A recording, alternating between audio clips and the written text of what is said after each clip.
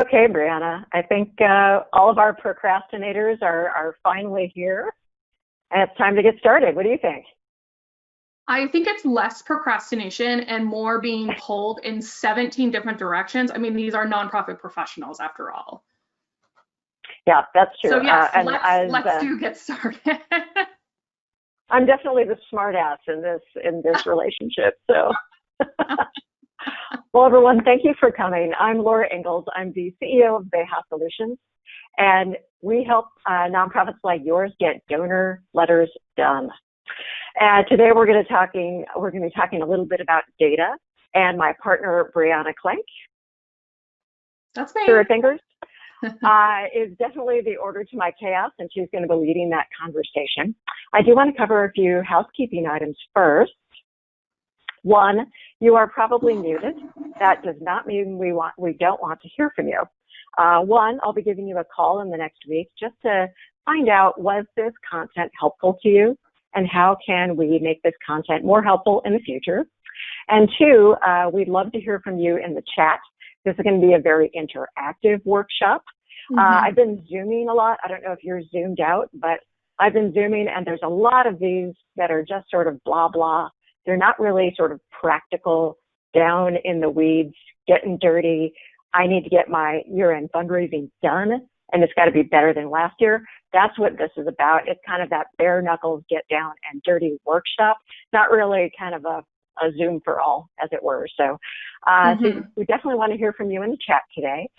You'll also notice under materials that there's a couple things that you can download. So if you look farther down, you'll see materials. You can download those. One link. Yeah, and if you don't get them done, I'll send you an email later today that has those pieces. So, why data? I don't see a lot of workshops on data. It's hard to teach data, right? And often I know in the nonprofits I've worked in, it's something that's in the job that turns over all the time. Sometimes you have your junior person working on data, and you don't see it a lot as a session. But we really believe that if your data isn't in order, that your fundraising really isn't performing at the level that it should. So we want to talk about data here in July, going into August to help you kind of get prepared to have your best fundraising season ever. So with that, let me turn it over to Brianna Klink, our Chief Operating Officer here at Abeja, and I'll see you in the chat. Thanks. And Data Wizard. So thank you everyone for coming. You'll notice a small little ear here. I'll tip down my camera here. I've got a sick Chihuahua at home today who is being very needy. So he shouldn't cause us any problems, but I see we have a animal welfare folk here. I rescued him from the county shelter, and he's who knows how old, 13, 12, no one knows. But we're going to the vet later today, but hopefully he won't be too much of a distraction. He's just quietly sleeping. So again, we are talking about data, but why are we talking about data?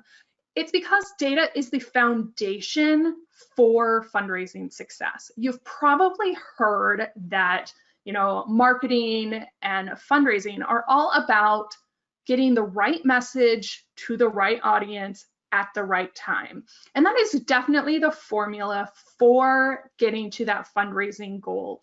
But how do you know what the right message is, who the right audience is, and what the right time is? And that's where we believe that good data helps you narrow your focus on those times, those people, and those messages that are really going to perform for you. And if you're not familiar with Abeja, we get your donor mail done. Whether it's an annual report or those monthly appeals, your holiday cards, we focus on donor mail. We also focus on those things that make donor mail more effective. Your email campaigns that integrate, your donor landing pages that integrate. You know, it's really all about donor communications as a whole, but we really get people focused on donor mail first before focusing on peer-to-peer fundraising, all that sort of stuff, because mail is the most bang for your buck and your time. So let's talk about the formula for mailing success. It's very similar to fundraising success, except there's one more element.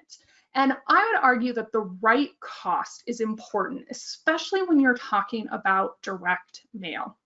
It's also important for email and all those other projects, but is it a good use of your time, energy, and money, right? So we have, I'll come back to that, sorry.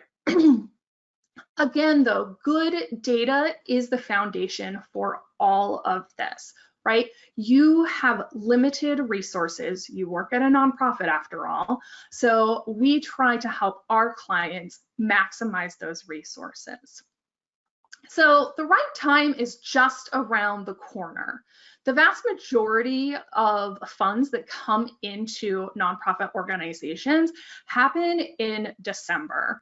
The second most profitable month is June, which is the end of your fiscal year in a lot of cases. But fall, Thanksgiving, these are also very profitable times. People are feeling generous.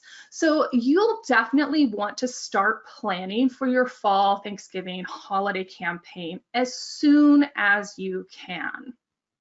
Right? And that's why we're doing this summer series right now. Today, we're going to talk about data, and August 6th or 11th, Laura's going to talk about the secrets of storytelling. So that's that right message. And on the 20th and 25th, I'm going to talk about avoiding donor mail traps. So that's that right cost box. How to really maximize your spending when you go, whether you're doing an in-house mailing or a mailing outside, you're hiring a vendor to do that mailing for you. We've got a lot of good tips and tricks to help you save costs there. Now, before we dig into a lot of the content, I just want to set levels right now. We, as the human race, are going under a wide-scale global pandemic. We're stressed out. And nonprofits, underfunded, understaffed, coronavirus has not made our work easier. We can't control the world, but we can work smarter. And that's what data is going to help you do, is work a little bit smarter. We're going to cover a ton of information today, but I want to tell you perfection is not the goal. Progress is the goal. If you have to skip some steps, you can't get as far as you want to, it's fine. Do as much as you can, and you'll just get closer and closer to progressing towards your goal. But we're never going to achieve perfection. I have to tell myself that all the time. I am totally a type A perfection snob. And like, so that's a reminder for me just as much as it is for you. So how do you mine data gold? It's a simple process, only 4 steps. And I'm going to go through each of these steps in detail. In the materials tab, you'll also find a summary of these steps. We'll share these slides with you after the session. But if you just want something to throw up on your, it's not even a cubicle wall, right? It's on your fridge or your dining room. Everyone's working from home now. But it's just a 2-page front and back little summary to kind of keep help moving you in progress. So 4 steps. First, we're going to establish a fundraising data strategy. Then we'll define our data standards and document our processes. Get into the nitty-gritty, adding and maintaining accurate, consistent records, and then we get to make database decisions. We can't skip all the way to the end of making database decisions without some foundational steps. So I have a pop quiz for you. It's super easy. Enter in the chat, left or right.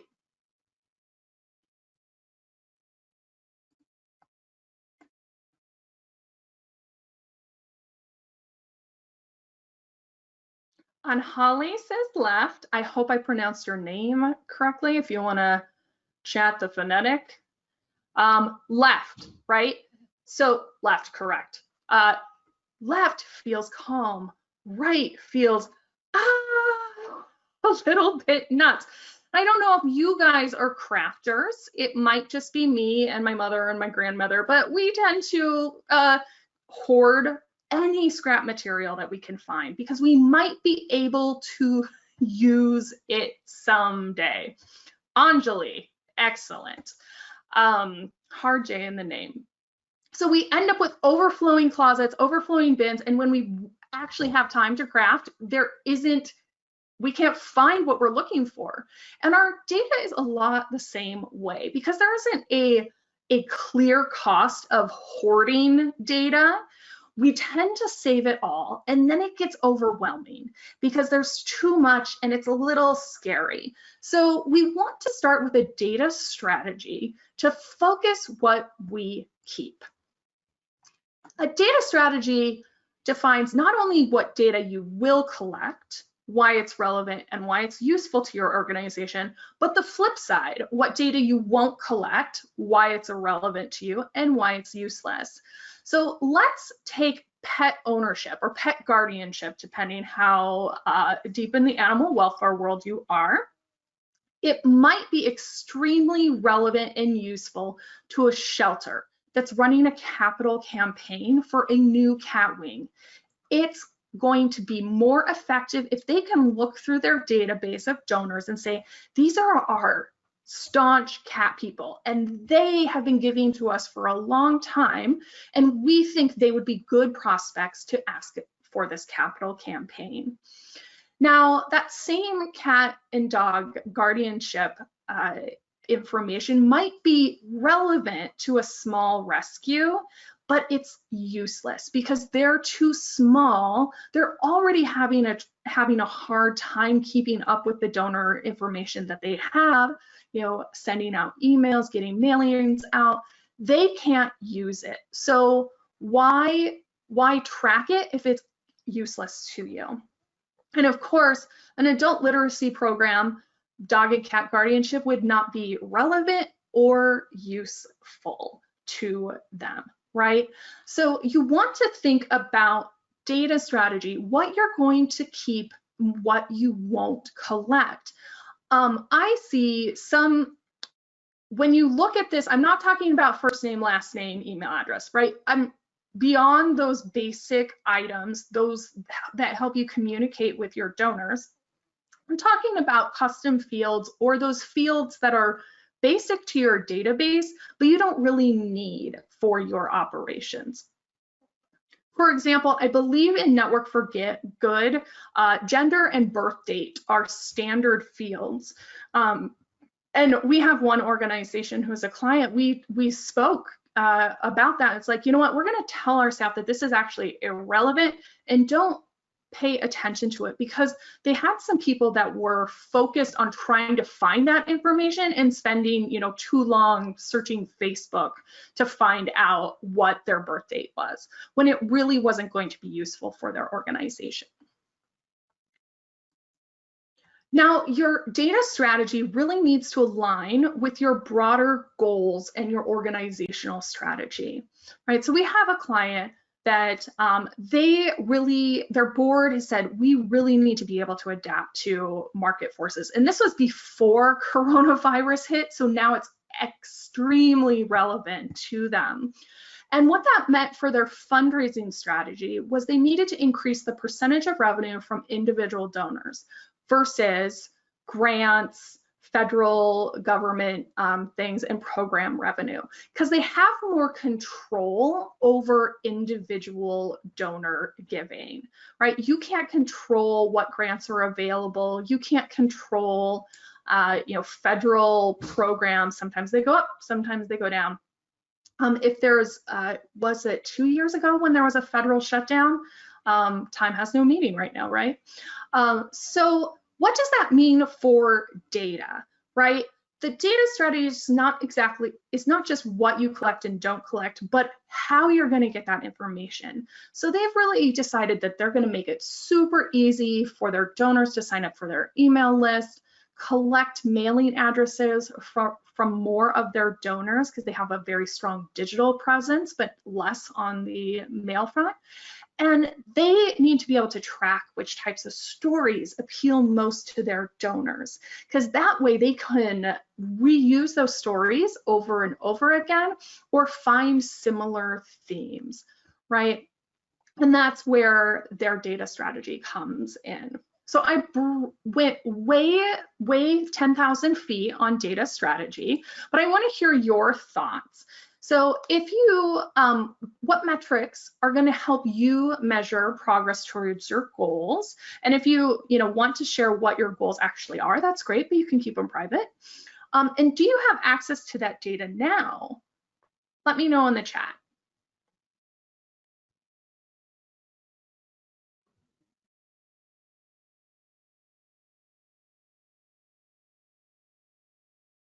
Well, it seems like we have a shy group this morning, or a group that is being pulled in a dozen different directions, and that's okay.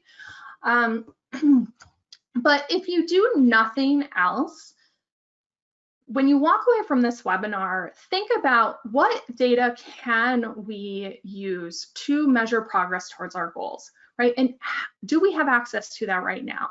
And then what could you change to get access to that data?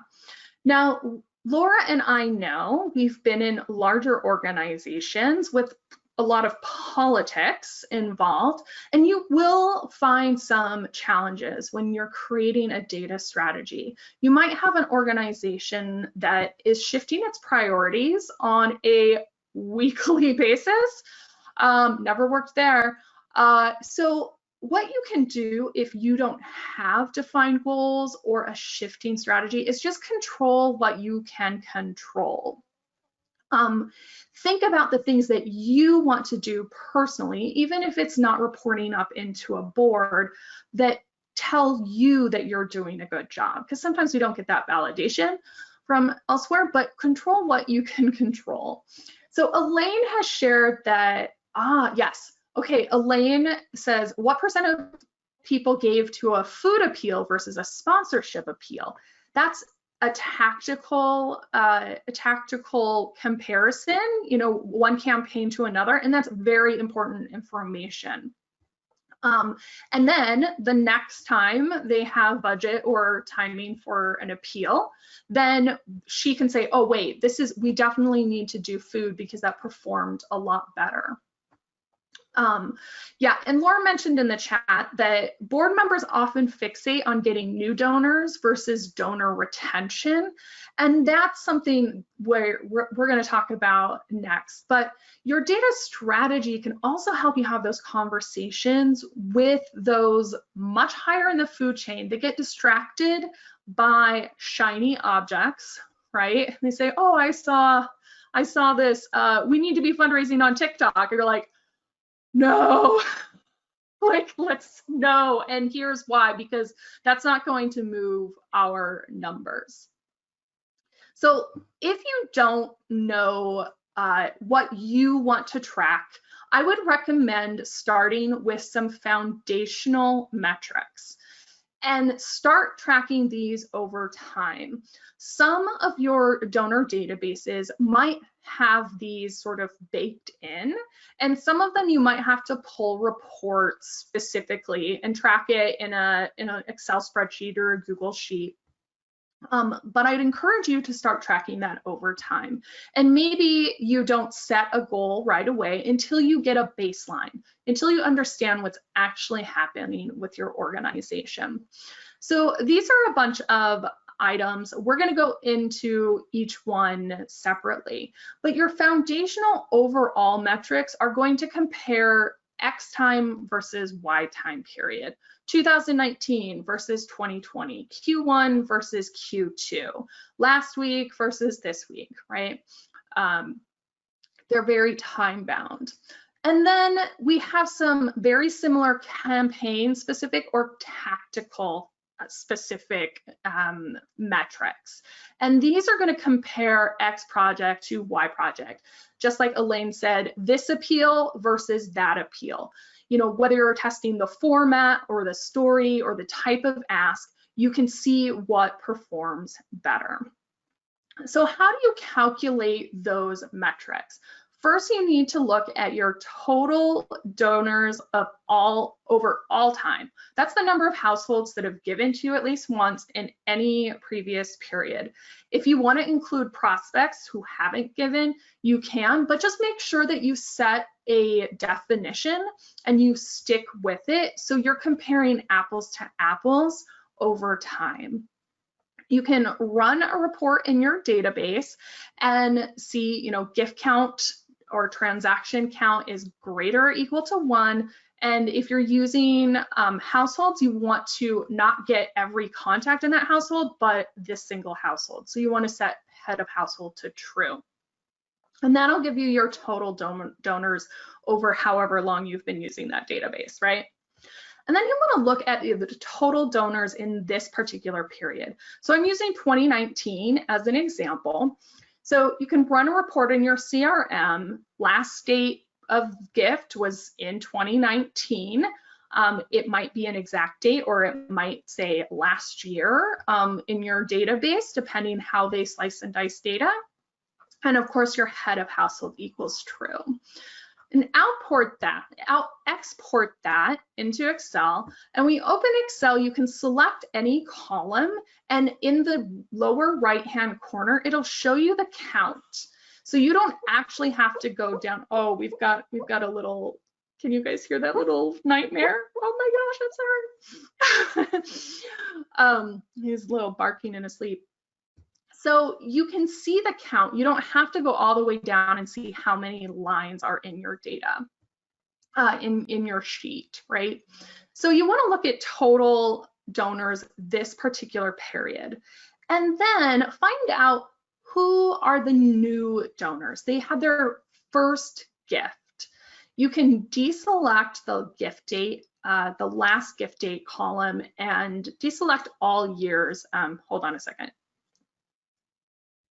Yep, deselect all years except for 2019, and you'll see who gave that particular year. Retained donors is very similar. You want to subtract total from the new donors, and last is your total donors this period versus your total donors of all time.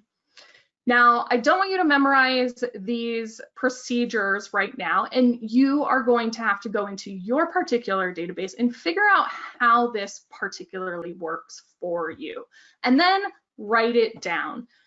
And we're going to talk about why you should write it down a little bit later, but you'll have this presentation so you can look at these instructions and then figure out how it works, particularly in your database.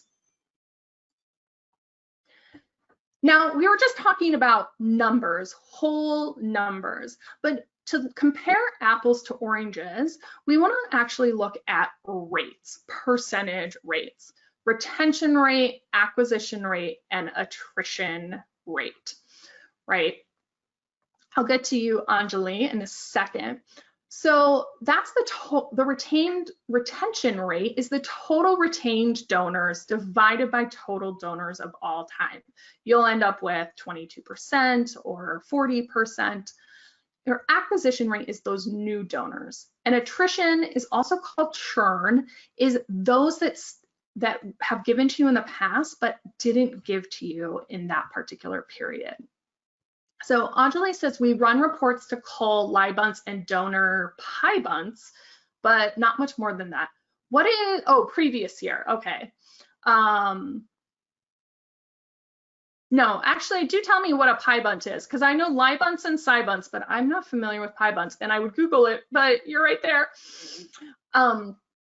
So depending on your database, it might be easier to just pull a lie bunt report or a cie bunt report.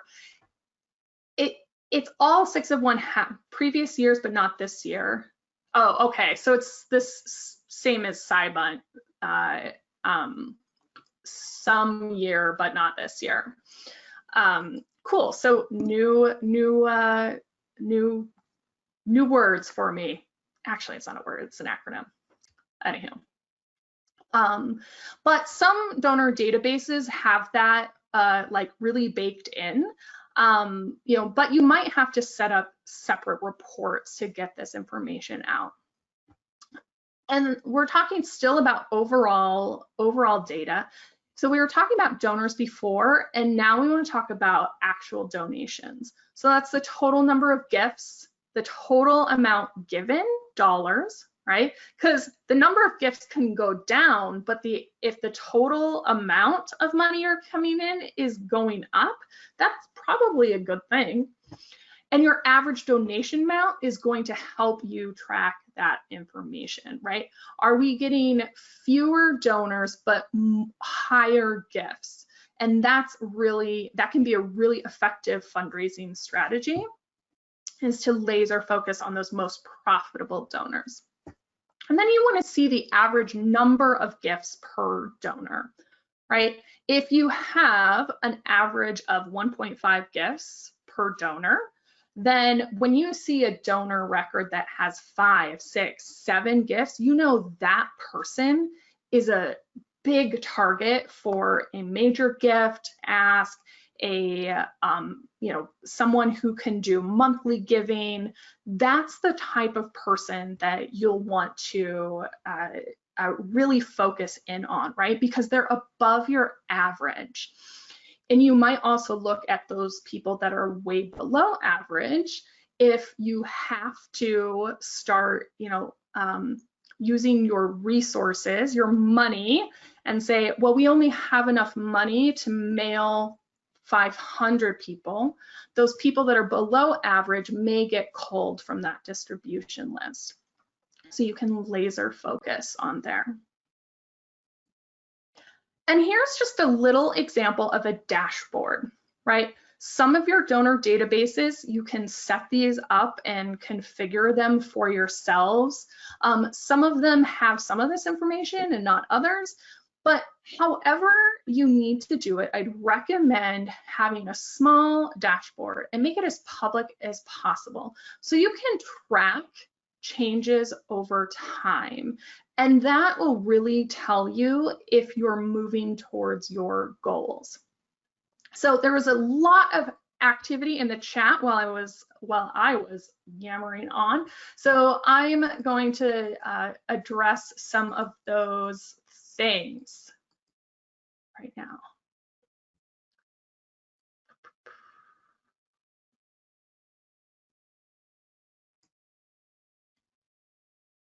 So let's go back to the comment about board members who might fixate on getting new donors versus donor retention.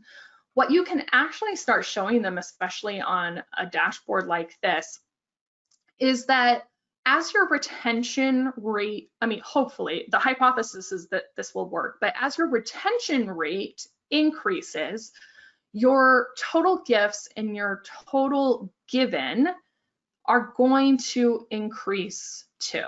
You're going to see an increase in your average donation rate because those people are coming back to you, right? Repeat donors give more frequently and they give more out of their pocket. So over time, you can show your board members, you know what, actually focusing on retention is saving us money. It's increasing our revenue. And here I have data to show you that's happening. And as Laura mentioned in the comments, acquisition is expensive. It costs 10 times more to acquire a new donor than to retain an existing donor.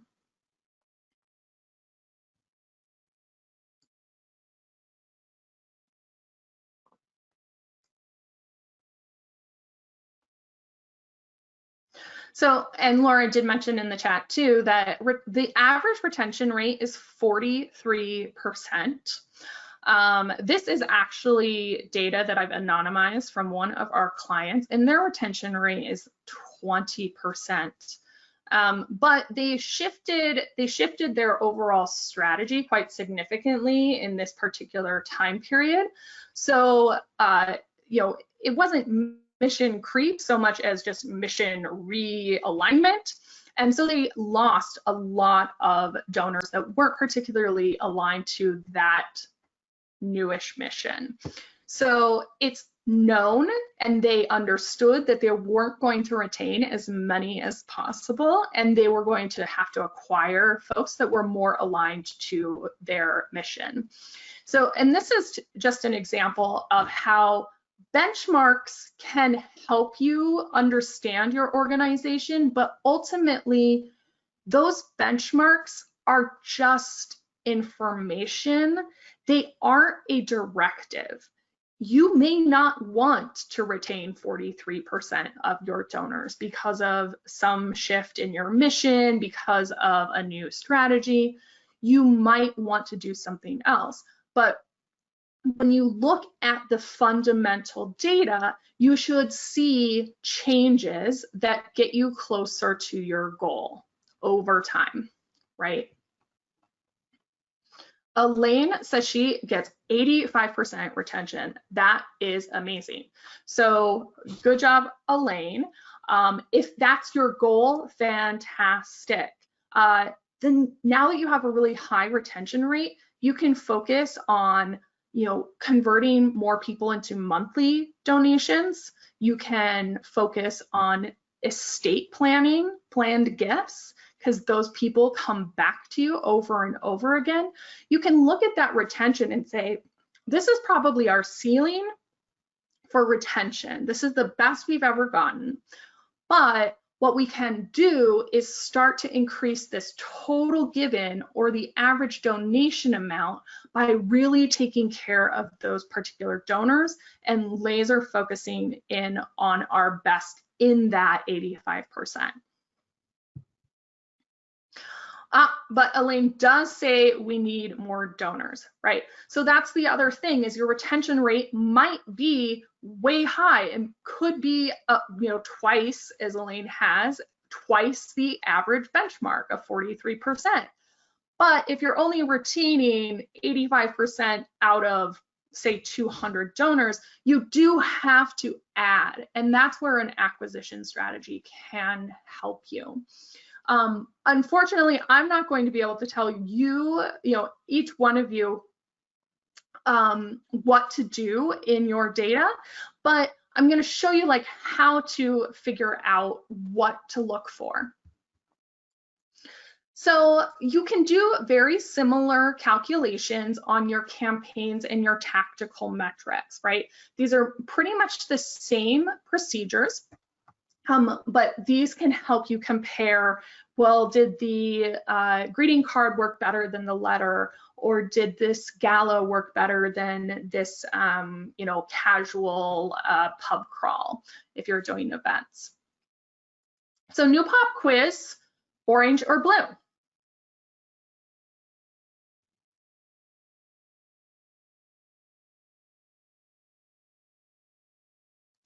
Blue, excellent. So we see a recipe versus someone's mom trying to tell her how to bake bread. And my mother-in-law is like this, bless her heart. But we ask for, the family recipe on this. It's like, oh, well, get this and that. Like, well, how much? So it's much easier to get results if you have a process. That's what a recipe is. It's defined standards and processes. So that's our next step in the process to dig for data gold. So I've got a little family feud here. Why should we define our standards and document our processes around our fundraising data?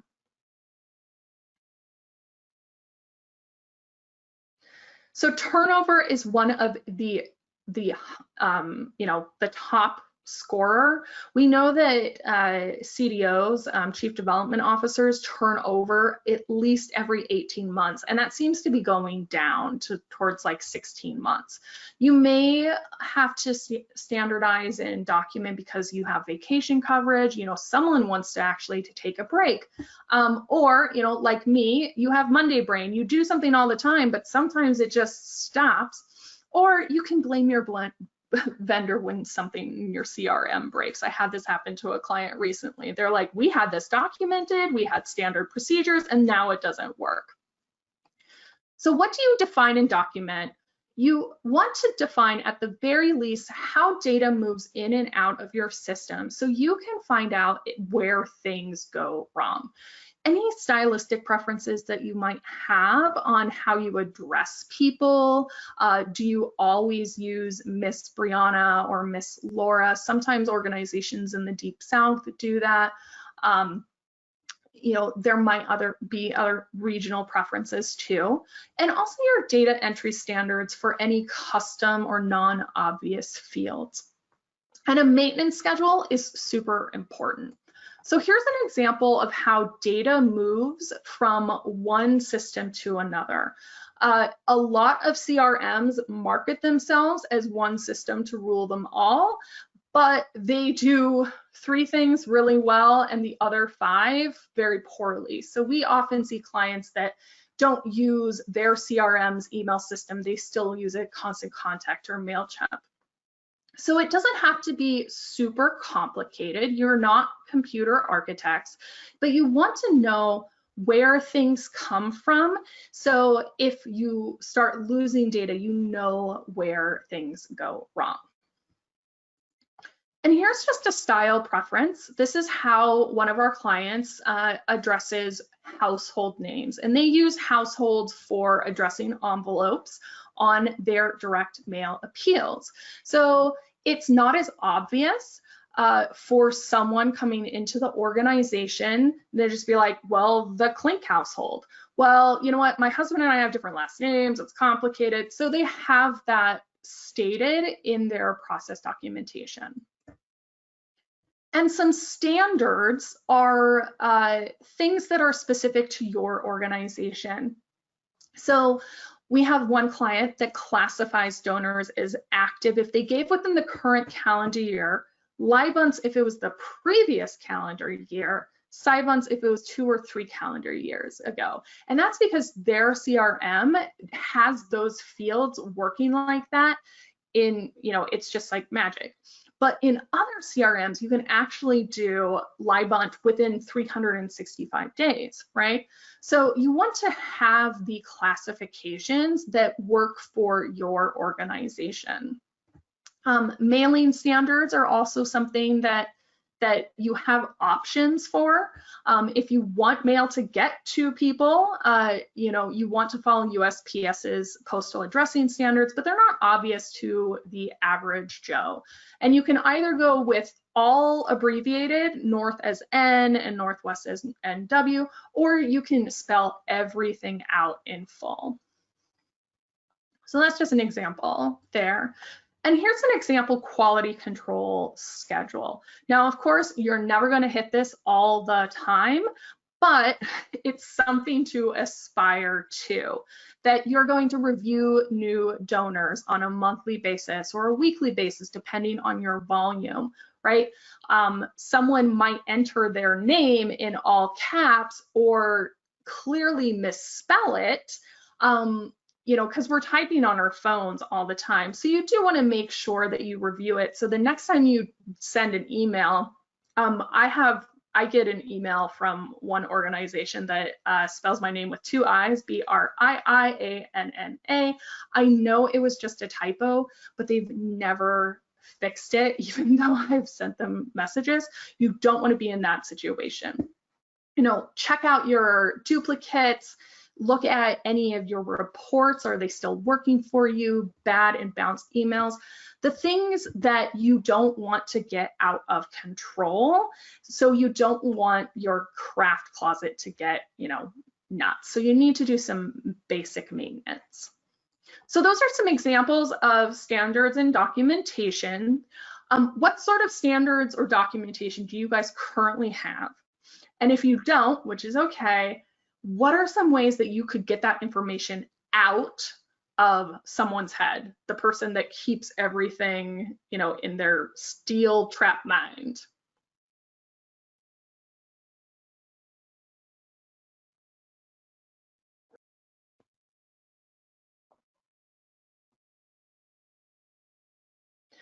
So since we have a little bit of a shy audience, I'll just say, you know, start with the simple stuff.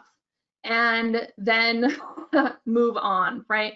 So a couple years ago, I volunteered, at a organization and processed their checks. Someone trained me on one day, but on my cubicle wall back when we worked in offices, there was just a simple, half sheet of paper that listed the steps to process the checks. You can just start there. It doesn't have to be everything all at once. You don't need a 700-page manual, but start with the things that have the highest risk to you, right? So financial, check processing, running credit cards, refunding donors. And the next time you do that thing, just write down the steps and put it on a shared drive or a Post-it note, share it however you can. But if you just do these things one process at a time, it will seem a little less overwhelming. Another pop quiz, hopefully you guys get this one right. Left or right?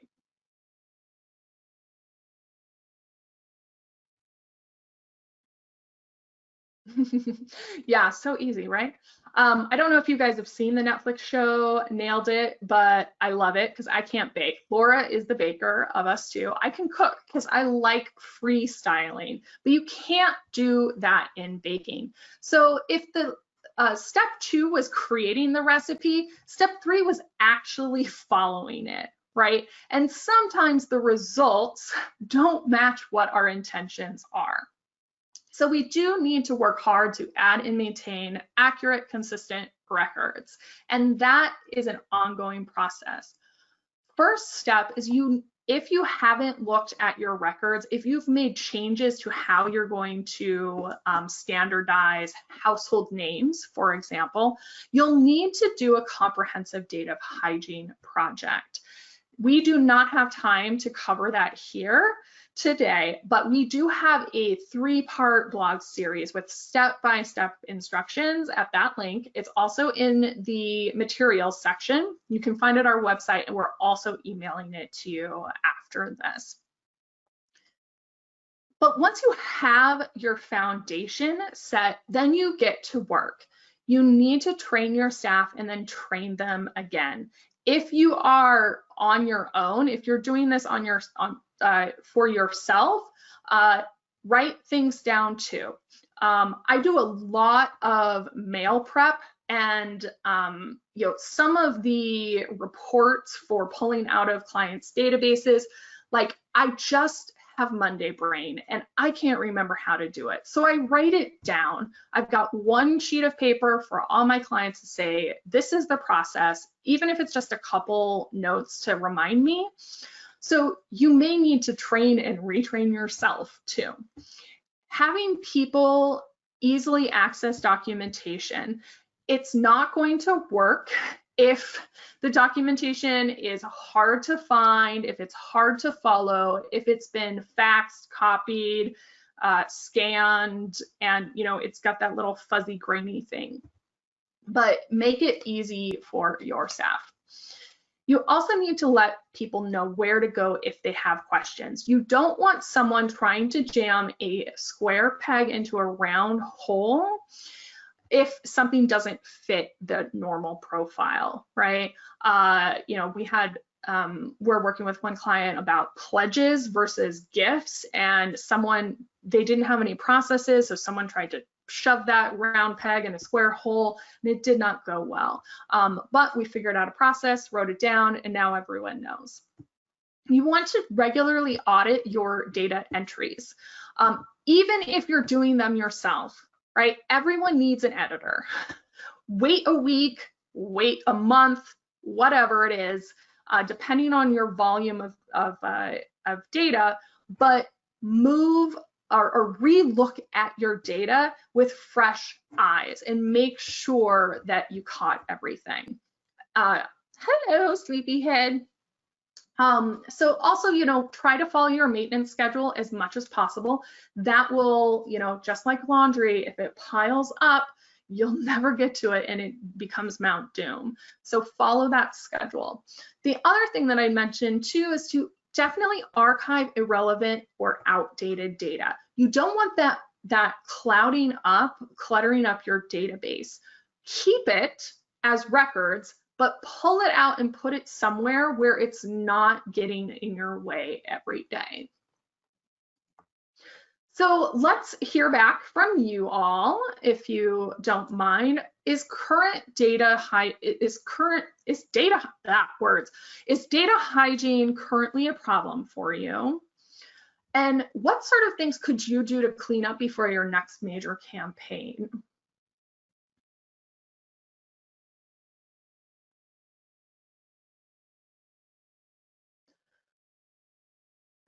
So I do want to mention that there is no shame in having messy data.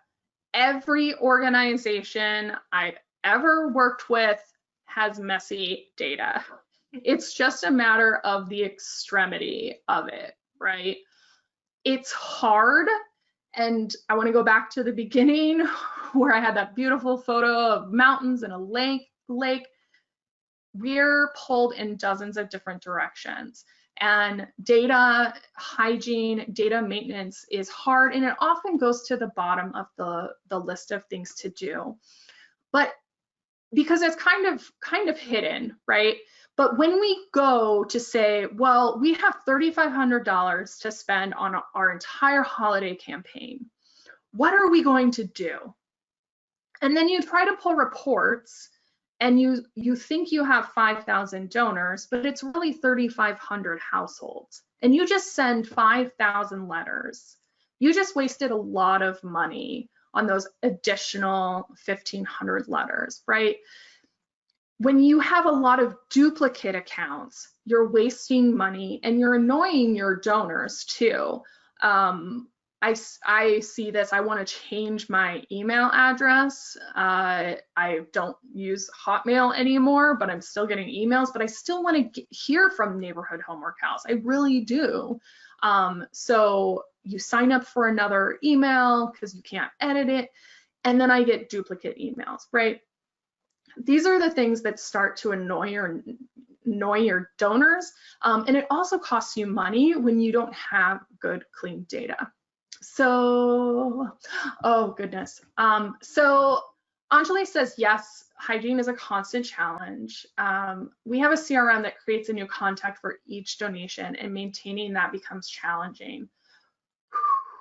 Wow, okay. Yeah, so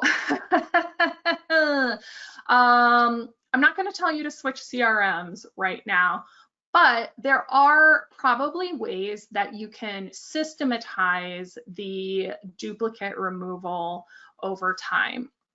Right, and so you might want to look at that as part of your data strategy. Is we know that there's a problem with our CRM, that it causes these duplicates, and this is the way we're going to handle that.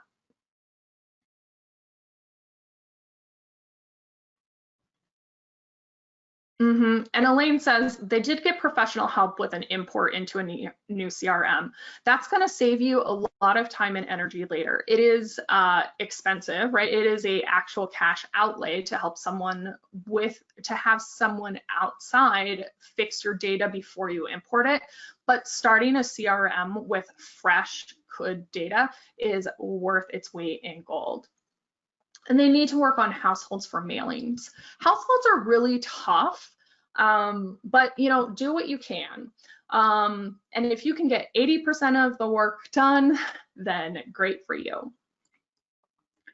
So last pop quiz.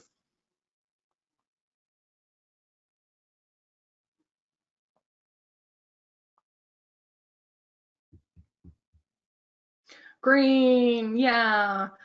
So like darts, when you're looking for fundraising gold, you're not going to hit bullseye every single time, but you're going to get closer and closer every time. That's, success is not guaranteed, but it is more probable when you can make data-based decisions. So we've done a lot of foundational work figuring out why, what we're going to do, how to do it, and then actually doing it. And now we're ready to actually make data-based decisions. This is the hardest part.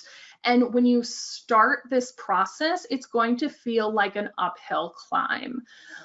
It's going to take some culture change at your organization to move from, gut or we've done it always like this to a data-driven organization. So we're going to practice. I'm not going to tell you much in this particular section. We're going to practice. So the first skill for building a data-driven organization is to test your assumptions.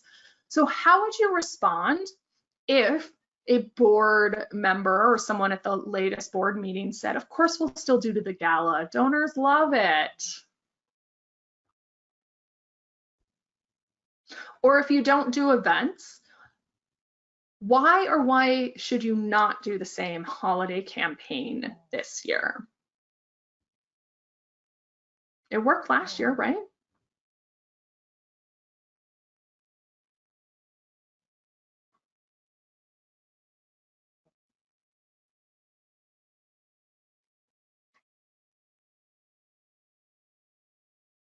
Elaine mentions ROI.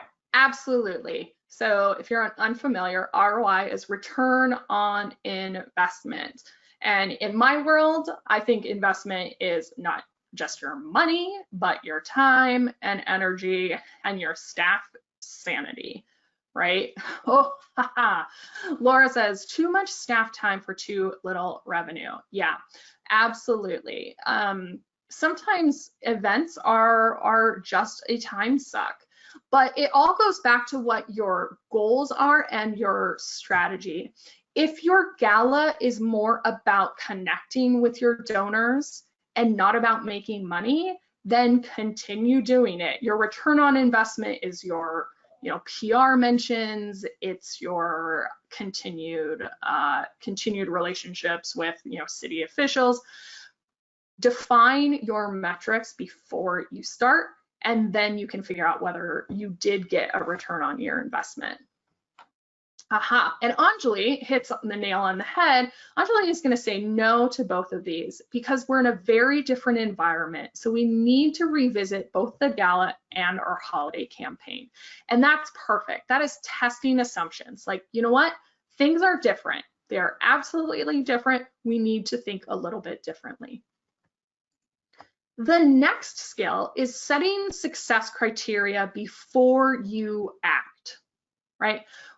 Are you going to do a fall campaign? What will you track? What will make it successful? If you do Giving Tuesday, what is success? What does success look like? It may be new donors, not actual dollars. A virtual gala, what does success look like? So tell me in the chat what your next particular fundraising campaign or program will be, and what sort of success criteria you could use to measure success or failure.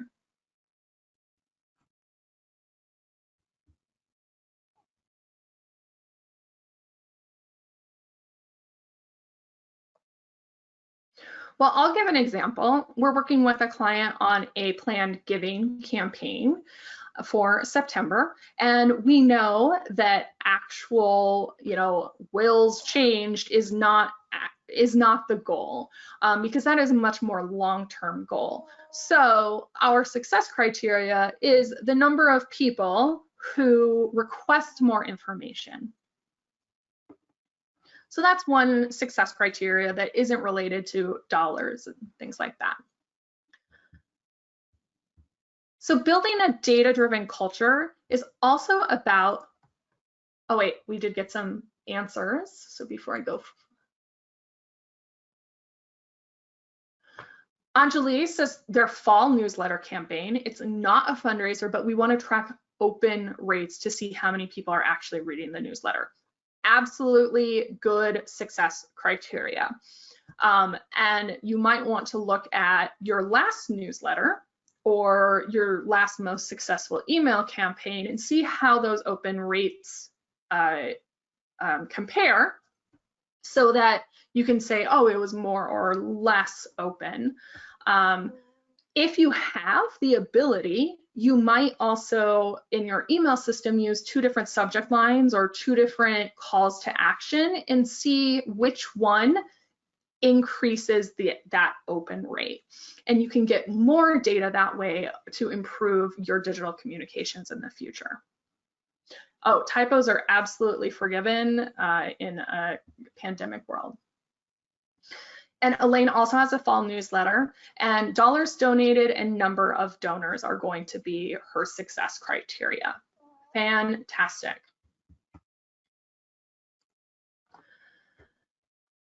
Building a data-driven organization requires public successes and failures. So when that fall newsletter goes out, how can you regularly publish those metrics, right? That it was better or worse than the last fall newsletter or the spring newsletter. You know, how can you share what you learn with your wider team? Because failures, in my view, aren't so much failures or as things that you learned, right? And sometimes you might need to test things that you think you don't know whether they're going to succeed or fail, so that you can learn and take that on to the next thing. So are there ways that you can publicly share your successes or failures, the way you're using data inside of your organization?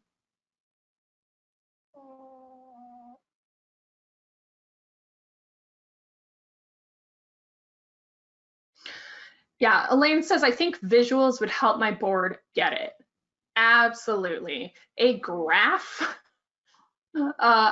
is a very powerful thing. And if you haven't, PowerPoint and Excel have built-in charting capabilities that you can just plug in numbers and it magically makes a pie graph or a bar chart. You know, think about ways that you can tell the story around your data, and visuals can definitely help you with that.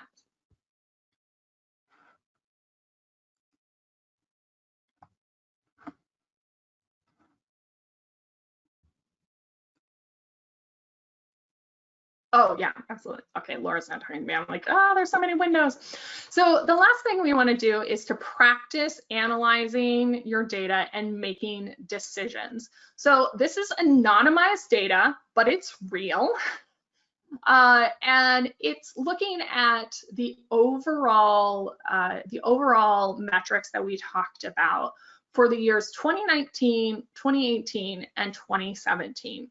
So first I want to ask you, what patterns do you see in this data? What trends do you see?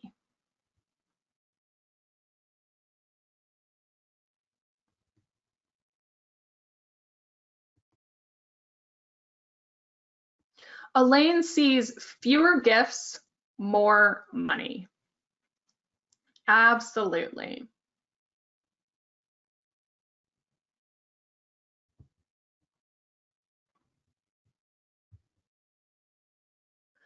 Acquisition is starting to go down, but higher retention rate and average gifts, better retention over time.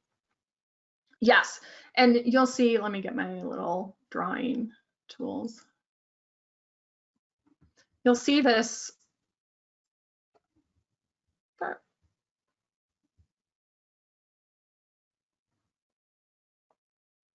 There we go. There we go. Sorry. See this 13% retention rate. Yikes. That's really low. And it's starting to increase over time, right? But at the same time, we're losing donors. So this organization decided to you know, basically archive those low performing donors, get them out of their stream and really focus in on retention. They changed some of their acquisition tactics, reduced those, and spent less time on social media and more time on direct mail tactics and donor communications. And that resulted in a big increase in their average gift rate, right? It's doubled in some, doubled in $5, right? Can I do math?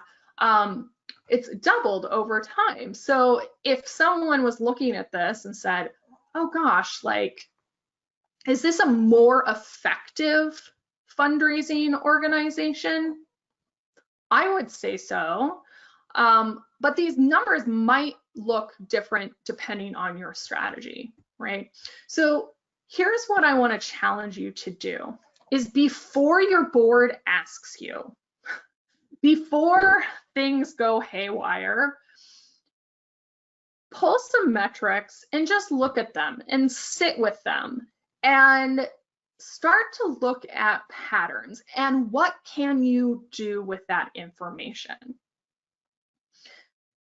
Is your average gift, if your average gift is moving up, let's use this as an example. If your average gift was $35 in 2017, that's when you last updated your standard giving page, your standard donation page.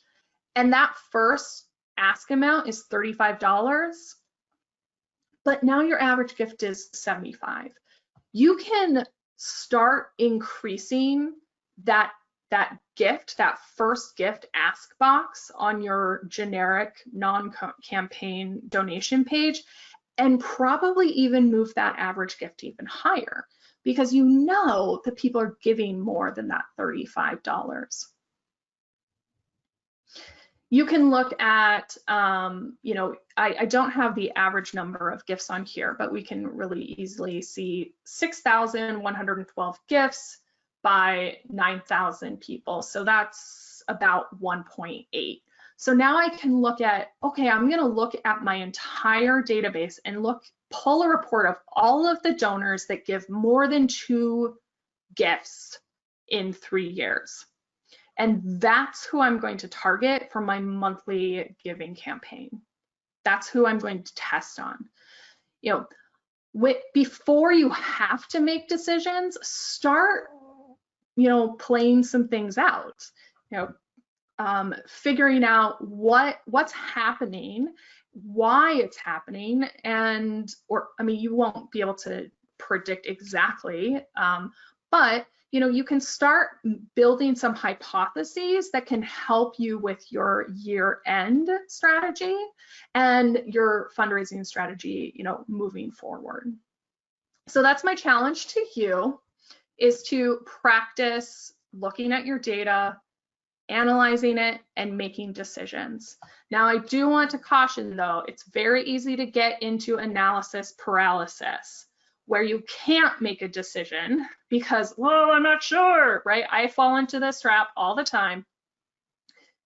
Just know that we all do it, and try to get out of that, because ultimately, whether your campaign succeeds or fails, you learned something. So that's a success unto itself. So I just spent a ton of time talking about data. Somehow I need to clear all of this drawing.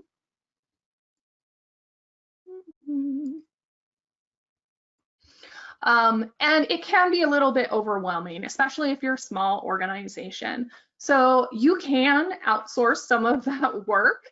Here at Abeja, we can help with both the data services and getting your donor letters out fast. So we help with every step of this 4-step data mining process: strategy, hygiene, getting your standards and processes documented, analysis. We also do data appends. And that might be helpful for some of you that look at your database and say, gosh, we're missing a lot of mailing addresses. Or we need to know the political affiliation of our donors because of some particular campaign. We can get that data appended for you. We also can manage any of your donor communication campaigns, especially those direct mail ones. We can write your appeals, design them, list, prep your lists, do all of the gift string calculations, and manage your printer. Whoever you want to use, even if you do it internally, I have a lot of tips and tricks on how to make that a lot easier for you and save money. So we have some questions. Do we also provide donor acquisition services? Yes. So that's sort of a data append too. If you want to lease lists of likely donors to your organization, people that would be prospects, we can help you acquire those lists. It works a little bit differently than traditional marketing, which, in the consumer world, you'll go with EDDM, that's every door direct marketing through USPS, or you'll look at demographics like income or the car that they drive. But with nonprofit donors, strangely enough, the richest people don't give as much as the normal, middle class folks. So we look at donors to organizations like yours, to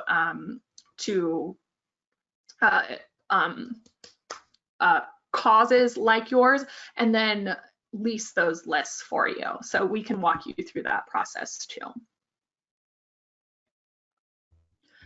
So I've used up 74 of our minutes, but I'm happy to stay. If you have any questions, I'm happy to talk you through them.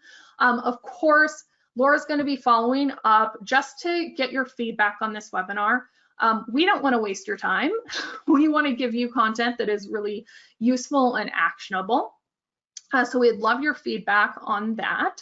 You can always email me, Brianna@abejasolutions.com, and we're going to email both the slides and the resources out to you too. So if you have any questions, send them in the chat. I'll be here for a few more minutes. Otherwise, hopefully we see you at a future webinar, and if not, good luck with your next fundraising campaign. Thank you.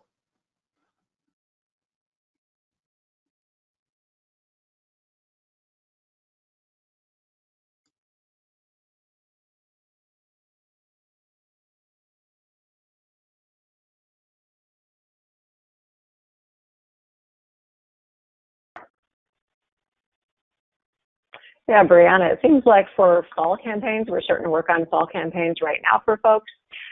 People are doing monthly donors and planned giving for those because they've already done their spring campaign to, June is the second highest giving month.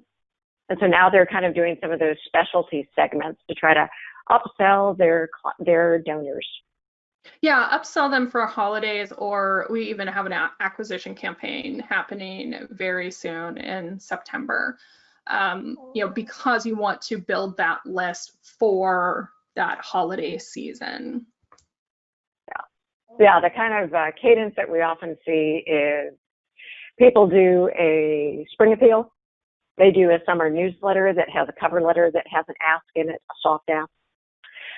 Then in the fall, they usually do a fall newsletter and they do a fall appeal, but to that segmented audience for monthly or planned giving, or they do their acquisition campaign.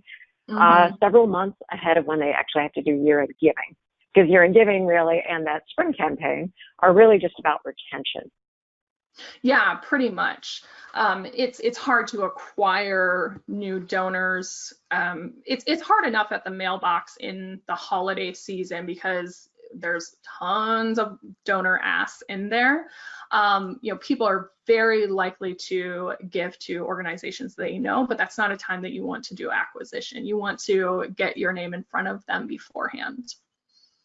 Yeah, and I think the nonprofits that really have a handle on data are the ones that speak, their messaging and the way that they speak to me is so much more relevant in December, and it really stands out versus the ones that are just kind of throwing the dart at the target. So Yeah, and when you looked at if you look at your campaign data from the previous year, especially your digital campaigns, you can see which stories really resonated with people, which types of stories. You know, we work with a lot of animal welfare organizations.